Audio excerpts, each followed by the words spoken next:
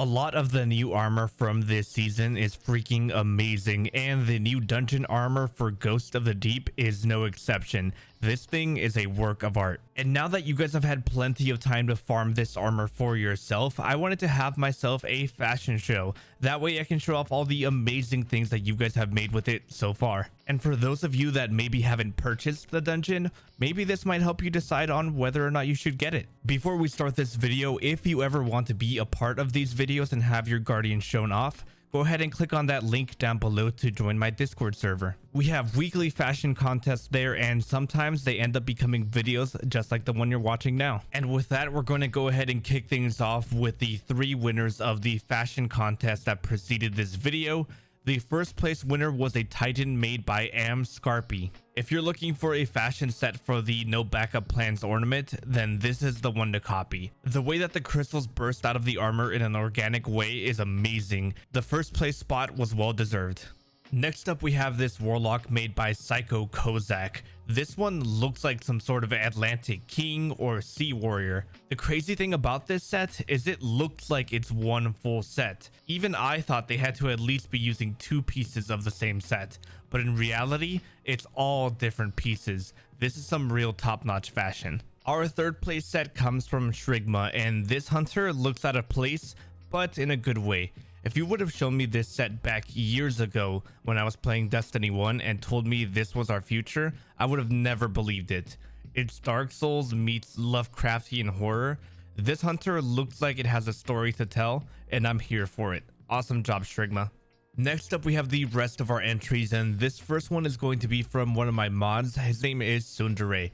If you're after a creepy bone collector look to your hunter, then this is the perfect one for you. I love the way the red color on the cloth complements the brown bones on the set. It's a very seamless look for the young Ahamkara spine. You better bring a sword for this next one because we have Hive on the field. More specifically, we have a Hive Warlock from Lord Eyepatch. We have the creepy Hive eyes from the hood of the Taken King, and the necrotic grips giving us that Soulfire vibe. I like the way that he matched the brown colors on the robes and the rest of the gear with the colors that are normally on the necrotic grips, making the set fit naturally together. If you liked that warlock and you want a similar one, or you want some alternatives for the armor that I showed, then try this one from Zion. As of now, everything in this set with the exception of the shader is available right now, so you have no excuse not to wear this. Both this and Lord Eyepatch's sets are equally fantastic.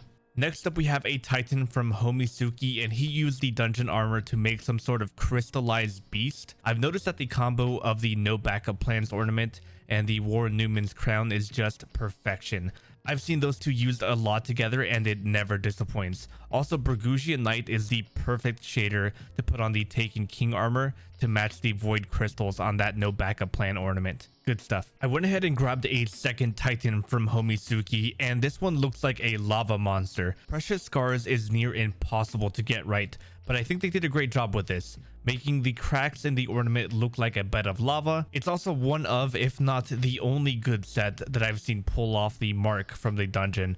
Really great job. The next guardian is from FS Dog Dad. Yes, it is an all black hunter, but hey, I like to show off fashion for everybody. And it looks sick. Plain and simple, Aphrodite's cloak is the perfect pairing for that helmet, and the way that the sweet embrace ornament's pitch black eyes match perfectly with the little balls on the shoulders of the twisting echo gauntlets is really nice. If you're a fan of the Afraid of the Dark ornament for the Nezrak Sin, then you'll love this next warlock from Pulsar. This thing gives me strong Ice Wizard / Night King vibes. I like how the shoulders on the robes really complement the horns on the helmet. It really helps guide your eyes around the look. The next hunter is from Oryx, and this one is unique. It's like a humanoid fish creature that I can see being part of an Atlantean army.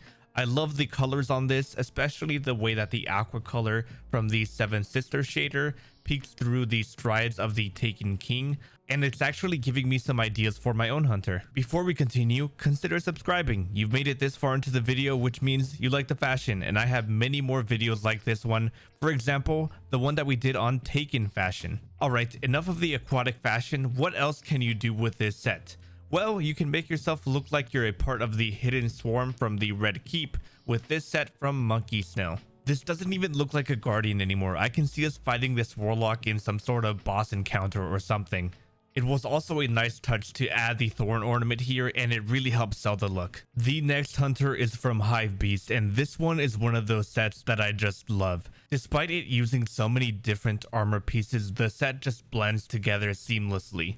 Another understated thing about the set is the way the cloak molds with it, versus it being the center of attention like what tends to happen with most hunter fashion. This next warlock is for my Lord of the Rings fans. This is from Roman Schemer, and he made his own version of Sauron, and it's pretty clever.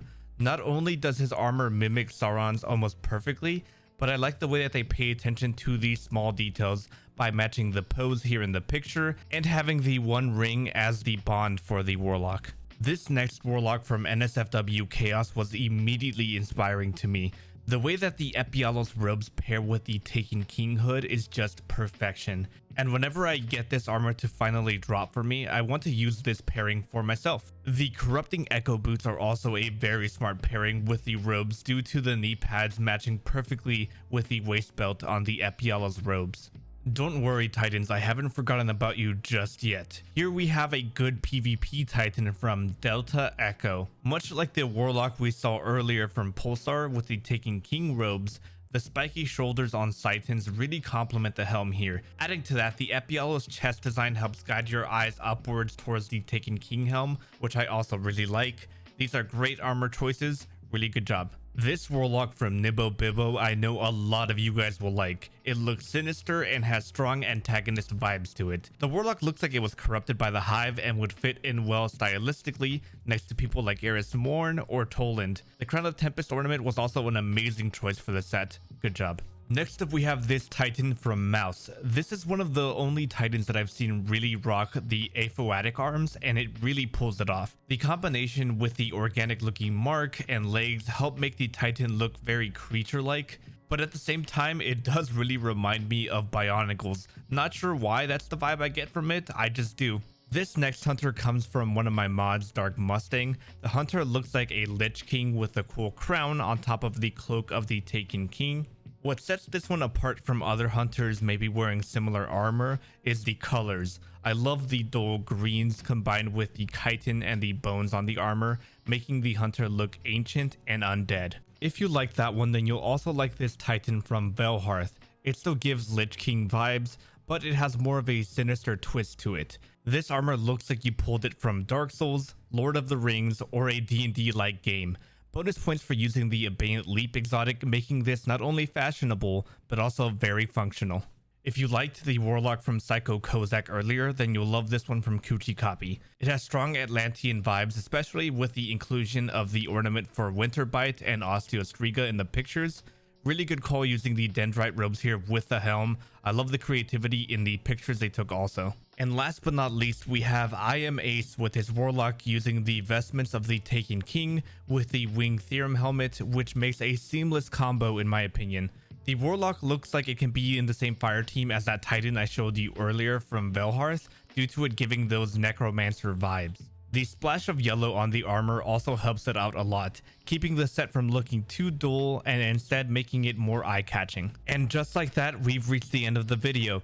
Go ahead and leave me a comment down below and let me know what you think about the dungeon armor. Personally, I really love it. I think it's one of the best armor sets we've ever gotten. It's better than a lot of the other dungeon armor and even some of the raid armor we've gotten recently. And that's not me saying that I don't like those other armor sets. I'm saying that this armor is so good that it eclipses those. But anyways, I will see you guys in the next video. A special shout out goes out to all of my Patreon members. You guys are amazing, and without you, I wouldn't be able to make some of these videos. If you guys want to participate in any of these videos in the future, there will be a link to my Discord in the links down below. Consider clicking on any of the videos popping up in your end card now, like for example this one that I did on the raid armor. I'll see you in the next one, and as always, stay beautiful.